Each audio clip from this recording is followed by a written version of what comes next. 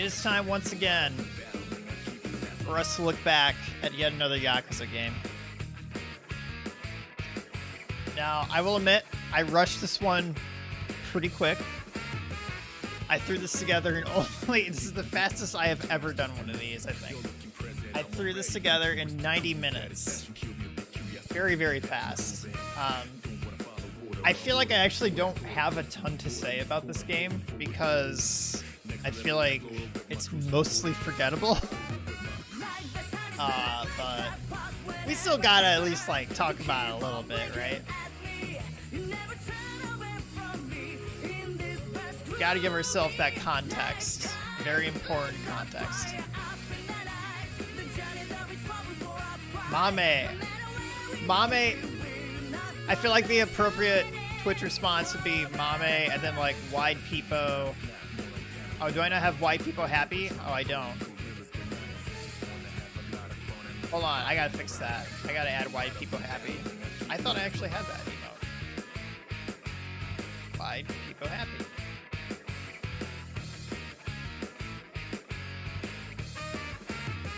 This is the dumbest emote ever, but everybody loves it.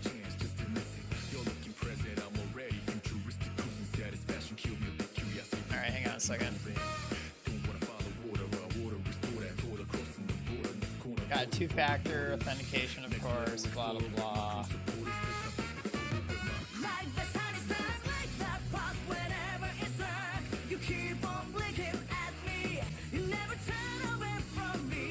Why people happy? Come on.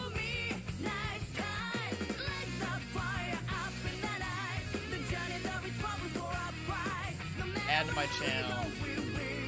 Alright, there we go. That is probably not going to appear for a long time. There's always some backup there. If I try to why people happy now, yeah. I typed it as mama too. Whoopsies. There. That feels like that would be the right response. But whatever. Alright. Let's get ourselves settled in here. Give me 1 second.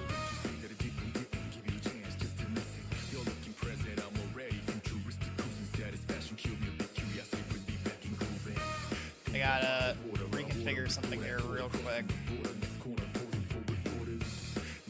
I've had a super busy day today, chat, despite being off today. I've been doing errands and chores literally the entire day. All of it.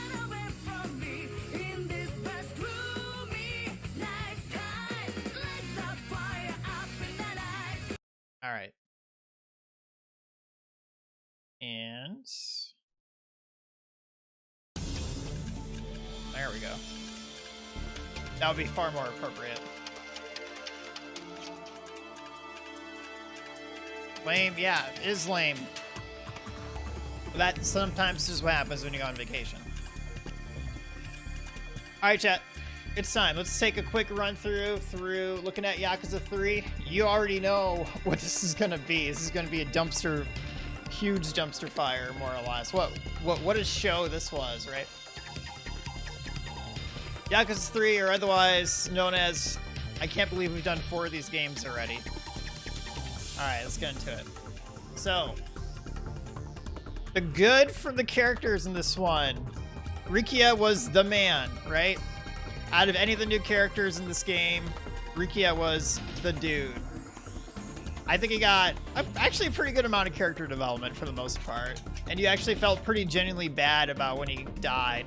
And, Kiryu's like emotional reaction when he died too was like insanely strong. I think it's like the strongest emotional reaction we see from Kiryu from like literally like anybody dying in any of these games, like from 0, 1, 2, or 3.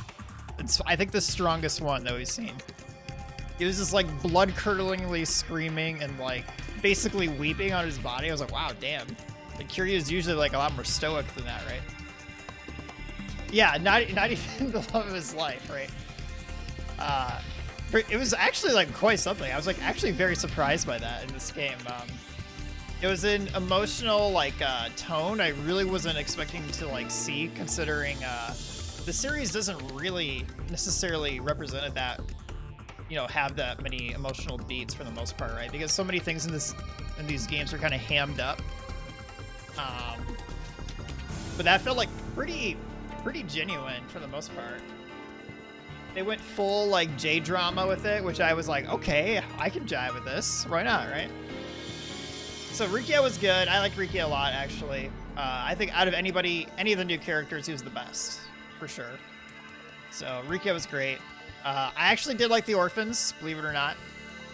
I liked how they gave like a lot of depth to each individual one. So, you know, basically in those early chapters of the game, you know, you could probably argue almost like the entire first third of the game, you have to do basically a forced side quest as part of the main chapters that, you know, correlate to basically each and every single orphan and how they interact with each other, right?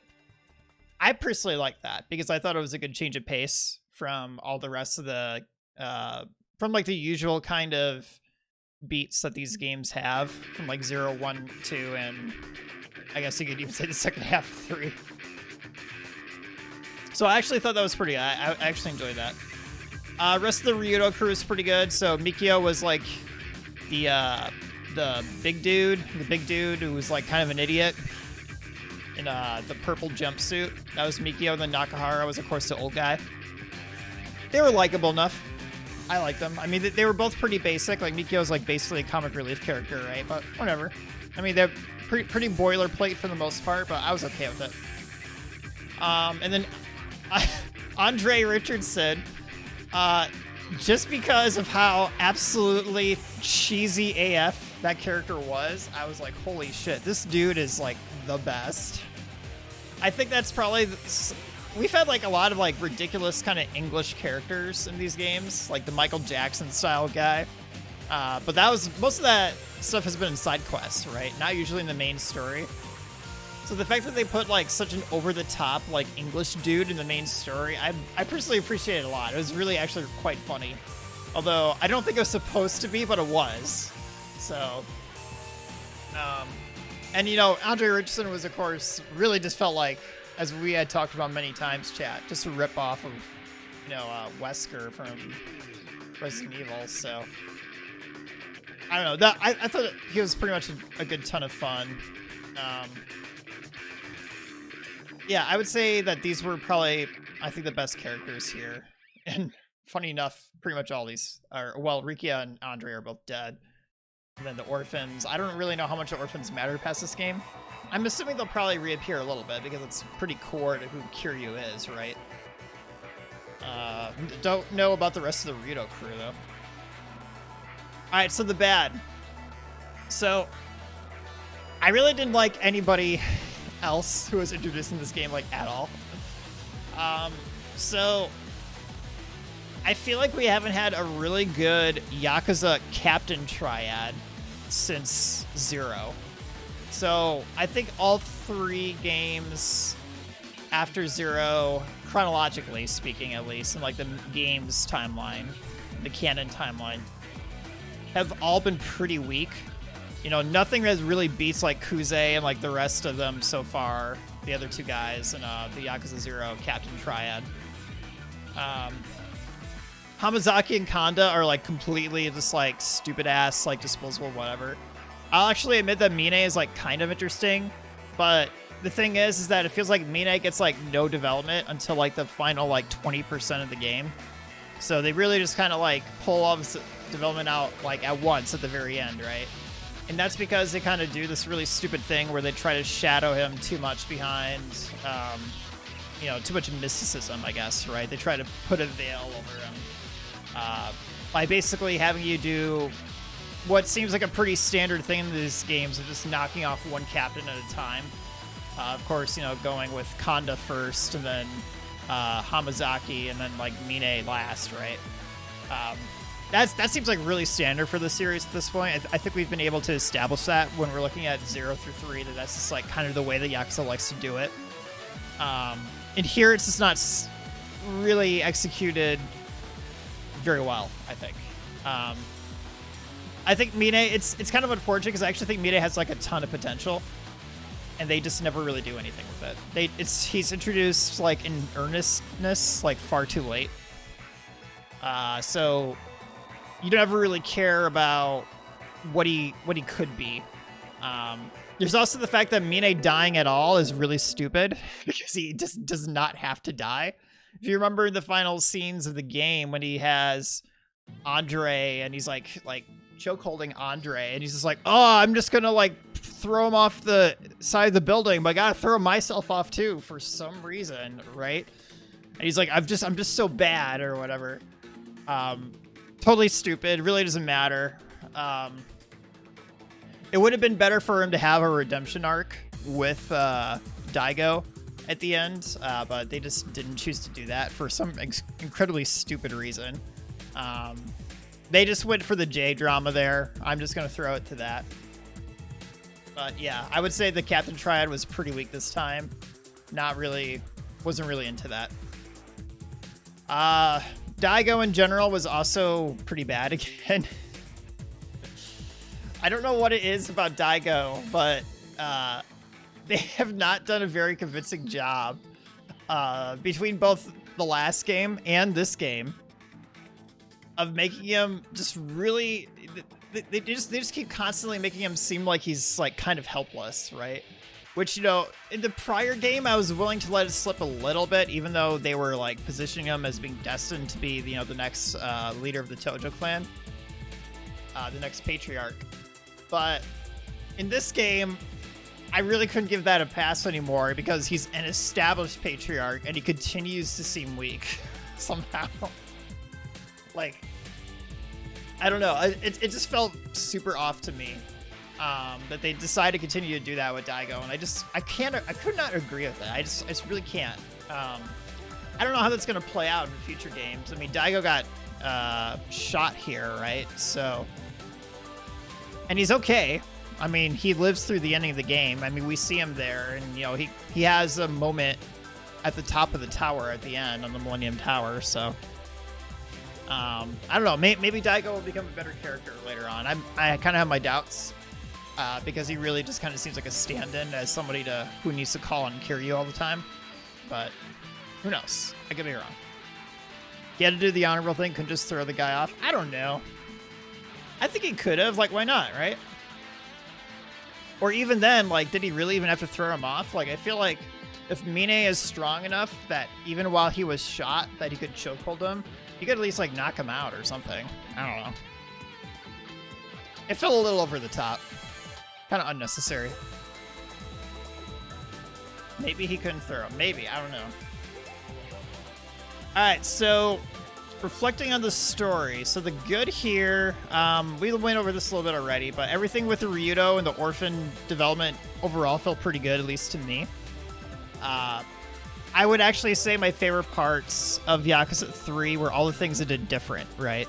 So basically everything up prior to them going to Kamurocho, you know, for the first probably 6 chapters of the game. Even though it seems like kind of confusing, it is different. And I personally kind of liked some of those parts. Some of it could definitely have been done better. You know, I'm not going to argue that. I mean, it definitely could have been.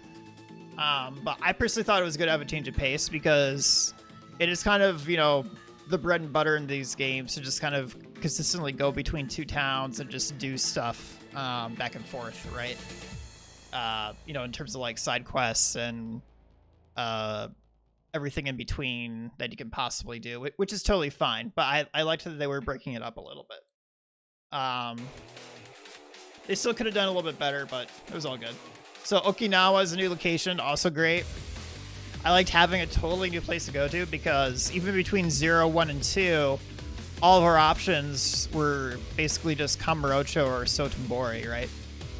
And in 1, you don't even have Sotenbori, you just only have Kamurocho. So I liked having a new place. I thought that was cool. It does look dated. I'm not gonna lie, Okinawa, it's nice to have it. It is starting to look pretty dated. You know, these now really old school PS3 graphics with what's basically some light HD texture paint applied to it. You know, 12 years is still a really long time ago, especially when you're talking about the course of any technological development, including game graphics.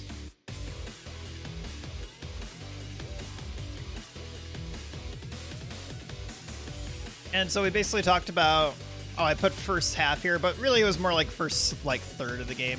Half would probably be a little bit overestimating it, maybe a little bit. I don't know. It might be actually in between 1/3 and 1/2 because it was 5-ish chapters, I think. And this is a 12 or 13 chapter game, so. Anyway, I digress. Basically anything that you're doing prior to going to Kamurocho is pretty good. Alright, so the bad here, there's kind of a lot when we're really kind of examining how things are done for this game's story. Too many story threads that don't mix well. Boy, isn't that definitely the case. So the game kind of is a key problem of dealing with, you know, in the first half you're basically put into this mindset that the two competing elements here are the military base contract and the hotel building contract, right? That in itself, the way that they did a lot of that stuff was already pretty confusing and not very clear cut. And then they kind of go and kind of muddy the water even further by throwing in the whole Black Monday side plot, which honestly wasn't really that important in the grand scheme of things. Like, was it really that important? Not really. I mean, like, yes, of course, like, Mine is, like, working with Black Monday or some shit or whatever, right? But, like, does it, like, did that actually have to be there? Not really, no. Like, it really didn't make a difference. It was really mostly, like, everything in Black Monday was mostly an excuse to try to pipe in, what's his name? God damn it, I can't remember his name now. Shoot. Kawara was his name? I gotta look it up again real quick.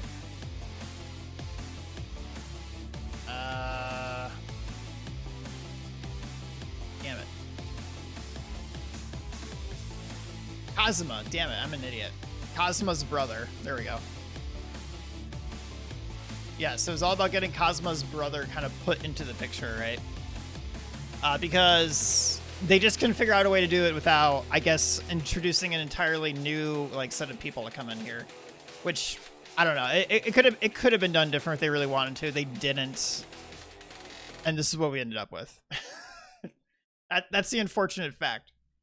So, not a good thing. It just is what it is, right? But yes, Black Monday was kind of dumb. Didn't really have to be there. They added that as like a kind of a third thing in the mix, and they couldn't really make it all kind of flow together. And that kind of seemed pretty obvious because by the time you get to, what is it, chapter 9, I think, and you go to like the Diet Council members, Diet members office, he basically just sits there and does like a 1 to 2 hour exposition dump on you of like everything that's actually happening and like basically just like explaining all these things that are going on.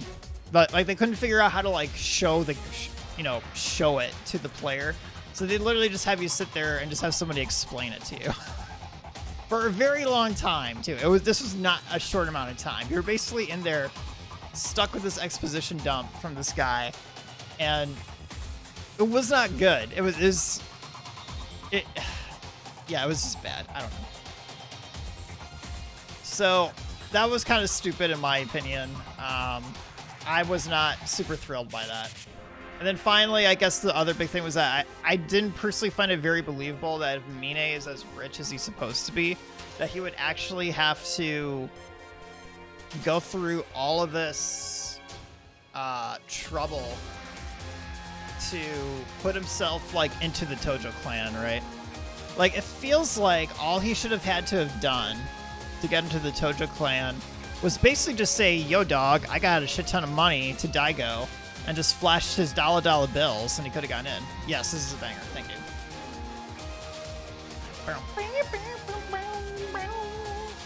I think this is from Yakuza 1, right? Yes, it is. This is one of the best tracks from Yakuza 1. But, instead they're like, oh, Mine had to work with Kanda and use Kanda as, like, his in to get into the Tojo. And then, then from there, he quickly built his way up. And it's kind of like, I don't know, man. Like he's supposed to be insanely filthy rich. He could have found whatever way he wanted. He didn't need Conda. Like, it didn't make any sense. He could have just, like, basically, you know, bumped his way in there. Especially if the Tojo clan is supposed to be as desperate as they make it out to be in this particular game. If they're suffering that badly. But I don't know. That's the way they decided to write it. They had a choice. They made it. Alrighty here. Next one. So, mini games. Slim pickings here.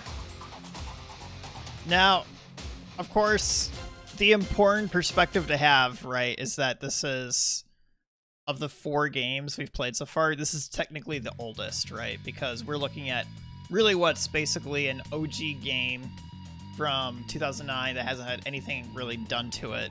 At least very minimal things done to it as part of the HD re-releases. And so really you're still stuck with like a lot of really pretty antiquated gameplay elements and a lot of things that are just from, you know, earlier parts of the Yakuza series. So, you know, inside this game you basically had like all the traditional stuff like bowling, golf, the batting cage center. Golf actually would have been fun in this one if it wasn't for the fact that the controls were severely screwed up. Just majorly jacked.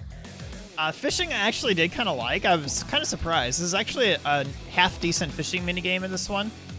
It actually felt pretty good to play, and actually one of the biggest complaints I usually have with fishing minigames in a lot of Japanese games is that I don't always feel like I'm in control.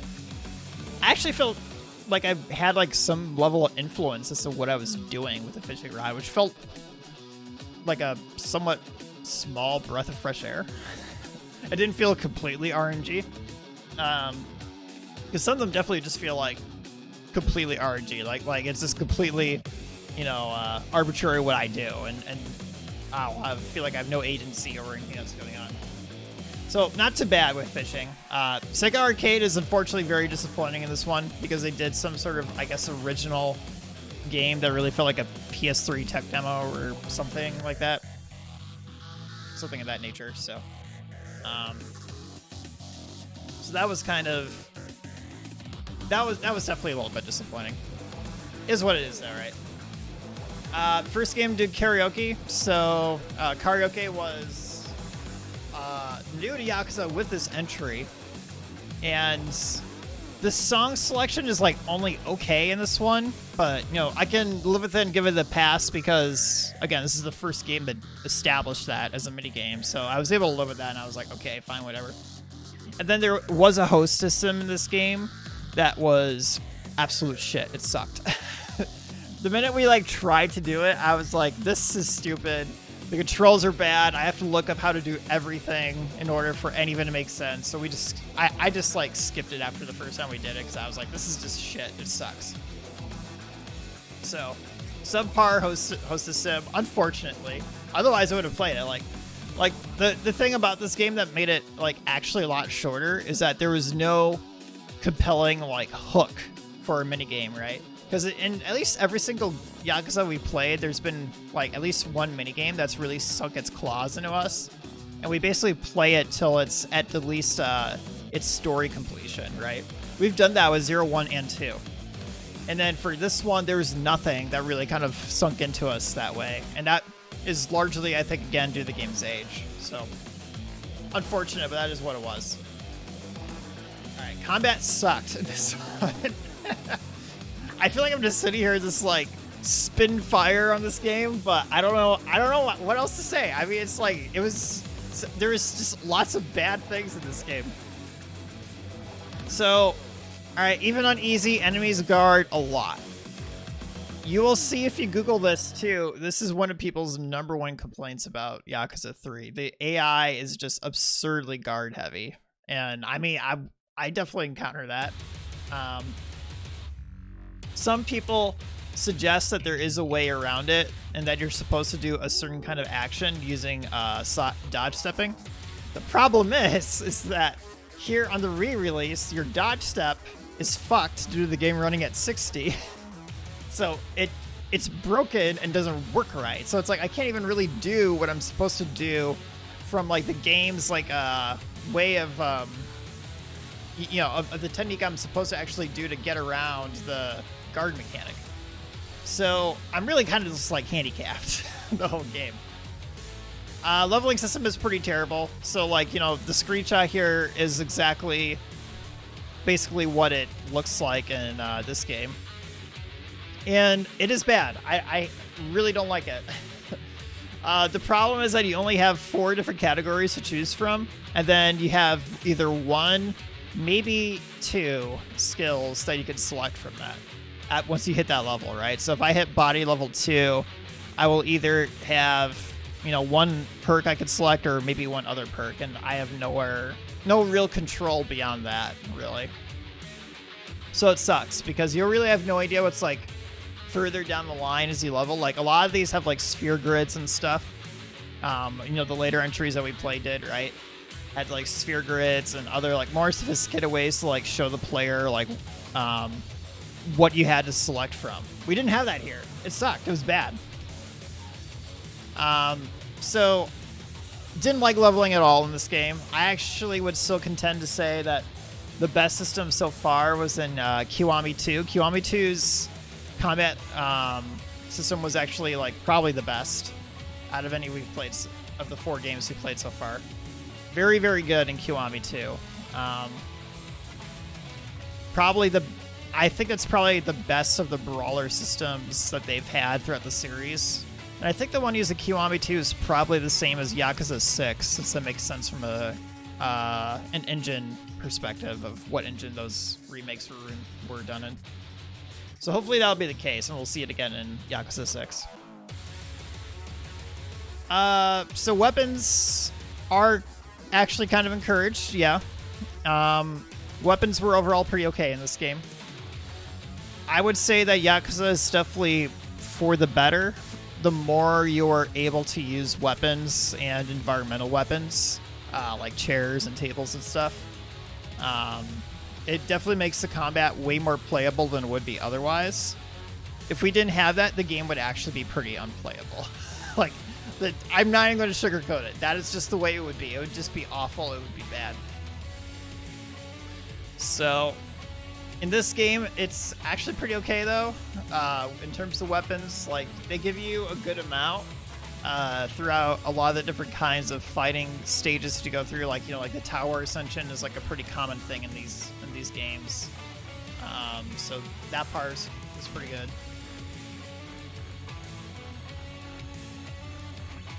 And then this last one for boss fights are pretty cheap. I literally just lifted this from one of my other PowerPoints because it was true in previous Yakuza titles. It's still true here. I'm very much so not a fan of combat systems that basically make it so some of your weapons are just arbitrarily ineffective against bosses. I feel that's unintuitive, and that actually makes games less fun. If you're given tools to use on normal enemies, you have to make sure those tools are also usable on bosses. Otherwise, you're not teaching good player behavior. I'm like very, very adamant and kind of passionate on that particular topic. Because some games actually will do that well. Like, basically every tool you can use in a normal encounter, you can use against a boss, right? So, that basically means you have to find a way to even make things like instant death spells in some games work. And sometimes they do work on bosses in some games, right? Or some methods to do so. So, but anyway, in here, it sucks. As usual, bosses are bad. You know, they're basically really just giant damage sponges, and that's more or less it. Alright. So, in our conclusion here... this is such a banger too, shit. So, in conclusion, Okinawa's good, right? I at least thought the Okinawa section was pretty good. The story is insanely convoluted and never really falls in place. So none of the disparate pieces between this Black Monday thing, you know, between Black Monday, the hotel thing, hotel development, and the military base development, never really feel like they fall into place, at least to me. The fact that they have to do that exposition dump to try to make it fall into place never really works. And I just found it kind of insanely hard to follow. I found it very difficult to follow. And I think I probably got bored, actually, a couple of times the more I think about it. So the game is old. We already know this. And the thing is that the game's age really does show in this one. This is not a game that has aged well. You know, one thing I was thinking about was that this game is 12 years old. It's from 2009. And you can tell it's from 2009, right?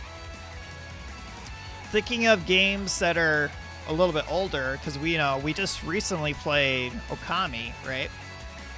Okami was from 2006, so that's 15 years. And that game didn't feel nearly as old as this game does. This game felt like a slog in terms of just how I felt like I had to really just kind of grind through it compared to Okami. And Okami definitely did not feel like a 2006 game, at least by comparison. I mean, some of the systems were, older, but it didn't feel like that dragged it down the same way that aspects of this game's age dragged it down. So just didn't age well, right? That's basically what it boils down to. This game does need a Kiwami remake pretty badly. I have no idea if that's going to happen. I would kind of like to see if they could do this in the Dragon engine with Like a Dragon and go full ham and make it turn-based, just like a Dragon is. How cool would that be? They just randomly insert a Kiryu era game and make it turn-based into a remake. That would be badass. I don't think they're gonna do it though. I have some doubts. I think it will probably receive a Kiwami remake eventually, but I don't think they would go as far as to change the battle system into turn-based. So otherwise, this is mostly forgettable. Is what it is. 5 out of 10, chat. 5 out of 10. Big oof, but look, I didn't make the game.